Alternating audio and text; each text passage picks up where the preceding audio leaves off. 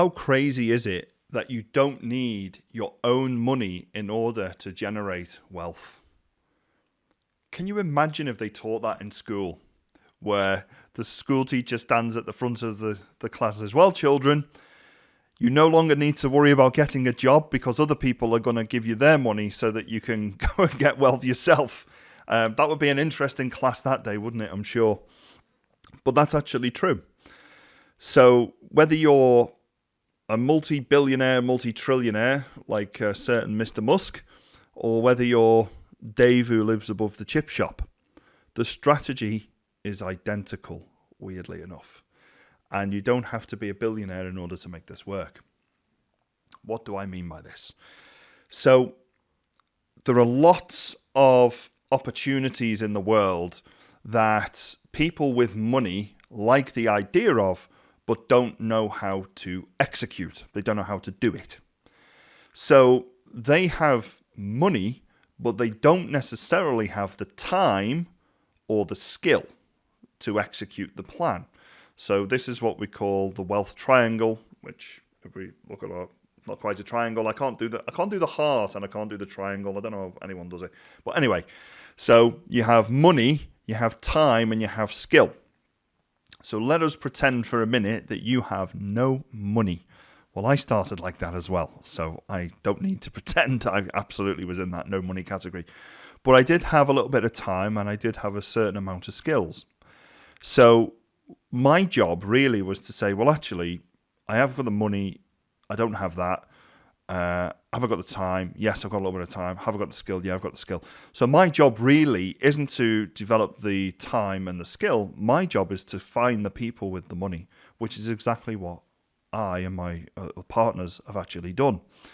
So we go out and we find investors who are willing to invest their money into us, and then we spend our time and our skill developing, whether it's a business or whether it's property or whether it's something else completely different. We take that money, we invest it on behalf of the investor into that project, and then when the project completes, the investor gets their money back. They might be getting interest payments on a monthly basis, or they could be getting a lump sum at the end, which is on top of their capital returned. Now, of course, every project has its own capital risk. That means I can't just put an ad on Facebook like so many people do saying something like, I need 200 grand to buy a house. If you give me this money, I'll give you 20 grand profit at the end of it. That is a not legally compliant advert, and a lot of people do that. So you want to be careful if you're an investor and you're listening and you see those adverts. Straight away, they're not legally compliant. So I would be questioning, do I really want to invest money with someone who's not legally compliant? That's a decision for you and you alone. Because every investment has risk. Let us pretend that I'm a builder. I go around building things. I don't know why that's a building symbol all of a sudden, but there we are. I go around building things. I loan £200,000 from an investor. I'm in the middle of building, and then all of a sudden, I have a heart attack. I fall off the ladder, and I die mid-project. Well, now what happens? That investor's money is all tied up in that project. I'm dead. What's going to happen to the investor? Their money's tied up. The project isn't completed, so it's not going to be worth the money we think it's worth when it's completed, because it's not completed. So now it's going to fall to somebody else to complete, or the investor's going to have to try and sell the project on and maybe not get all of their money back. So there are always risks. And it's really important that if you are looking to gain investors, that you be very open with them about those risks, because ultimately you want to be seen as someone credible who is going to do what they say. How have we used this strategy in the past to gain wealth? So one thing I talk about all the time is no money down. How do you buy something without putting any money down? Because we've done it. We've done it several times. So one such example, long time ago, it wasn't even that long ago really, it was 2022, I met up with a chap who had a really genuine, honest conversation with me. He told me he was of a certain age now where people that he really cared about had become unwell or had passed away. And he was sort of tied to his business because there was no one to take over from him.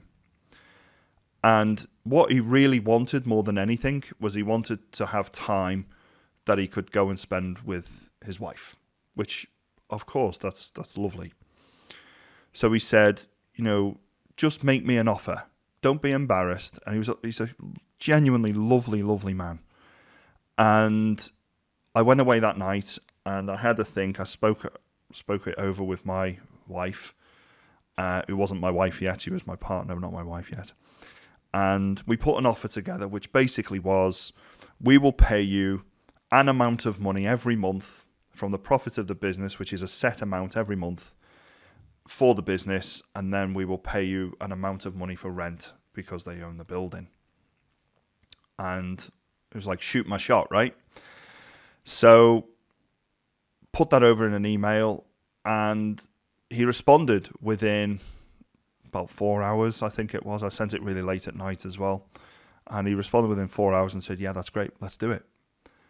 And before we know it, we're talking to our solicitors, their solicitors. We're getting everything put in writing. And that was a few years ago now. And I got to say, one of the nicest people I've ever had the privilege to have known and deal with in any form of business or any other part of my life. I consider him a really good friend. And that has worked wonders for us. We've grown that business now successfully. He's absolutely over the moon that we've been successful, which is the true mark of a friend, right? People who are happy that you have done something well. And he gets his money every month and he's happy. His wife is happy. We're both happy. Everybody's won here. So when they say you've both got to feel pain, that's not necessarily true. I don't actually agree with that, because neither of us felt pain. We actually both got exactly what we wanted. We wanted to buy into a business, and he wanted to be free from the business to enjoy his life. So there was no pain felt here at all, and we have had an absolutely wonderful friendship as a result of it as well. So for those people that say both parties have got to feel pain, although I understand that adage and it's true mostly, it's not true in all circumstances. And this, I'm very privileged to say, was not one of those circumstances. So that's an example of how I've bought a business for no money down. I looked, and I continue to look at similar businesses with people who are looking to get out of the business because they want more time. But I didn't necessarily have the money to buy it. So I've offered them no money down, and they've accepted it. That has worked for me several times now. And then onto properties, which I know for those of you that might have watched the previous episode, we've talked about property for a little bit. We have done deals with other property investors, and we have specifically looked at people as investors who have what we call SAS pensions, a pension pot, which basically they get to control where the money goes. That's all a SAS pension is. I'm not going to go into any more detail than that about it. And they've invested in us. So me and my business partner, who isn't my wife, just my business partner, but lovely all the same, we have purchased a property, converted that into what we call an HMO, a house with multiple occupants, and we're going to refinance that, pay the investor back all the money that they invested. They've been getting monthly incremental payments of interest every single month that we've had their money for, so they're going to be getting a profit from that. And then we get the HMO at the end of it. Fantastic. Everybody wins. So it's not always about pain. Everybody's got to feel pain. I know I've just said that a moment ago about the other analogy, but there is this really misconception that, everybody has to feel pain. It's just not true. If you can make a business deal work where everybody wins, you are absolutely golden, and people will want to work with you again, and people will want to support you, and more importantly, people will recommend you again. Does that always work? No, it doesn't. We've had businesses, we've bought a franchise which, has failed for various reasons. We work mainly in the service industry, and that requires human capital. What I mean by that is it requires human beings to be present for a set amount of time per week. And if that dips below that amount of time, the business will fail. And that requires really strong leadership in place, usually at the coalface, to help people make those decisions and support them to make those decisions.